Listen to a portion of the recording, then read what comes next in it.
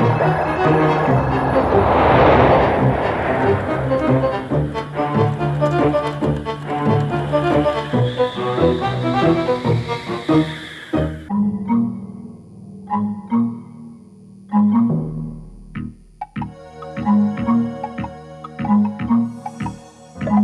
1881, Thomas Edison invente les premières lampes à incandescence.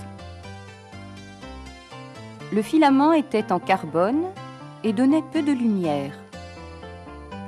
Aujourd'hui, la lampe à incandescence reste encore la plus utilisée. Mais on trouve d'autres types de lampes qui ont un meilleur rendement lumineux, comme les tubes luminescents ou les lampes fluorescentes, appelées souvent à tort tubes néons.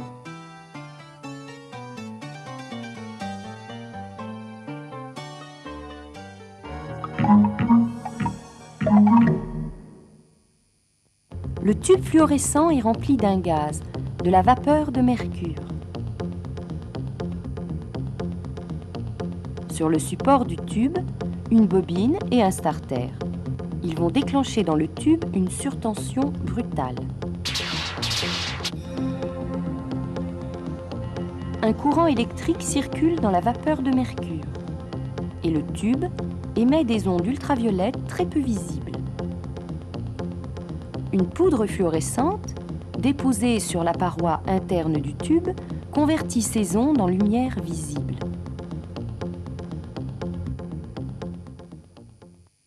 Dans les lampes à incandescence, l'énergie électrique est convertie en chaleur et en lumière.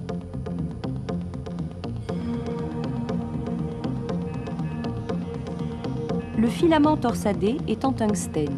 Il chauffe par effet Joule.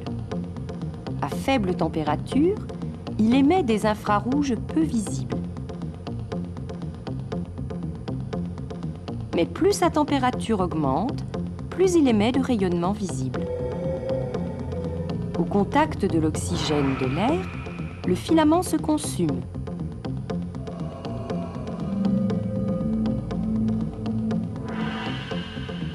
Mais placé dans une ampoule de verre remplie d'un gaz rare, il peut atteindre plus de 3000 degrés sans brûler.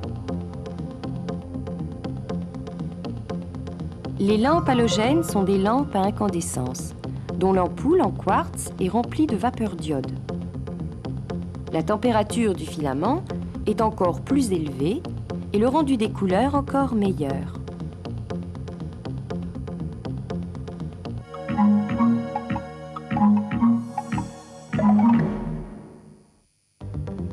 La lampe à incandescence est fabriquée autour de son filament.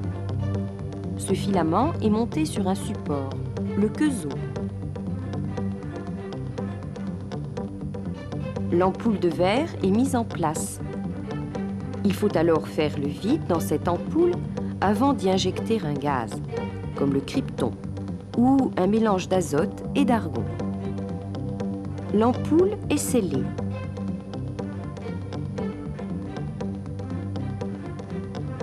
Le raccordement électrique est assuré par le culot, à baïonnette ou à vis.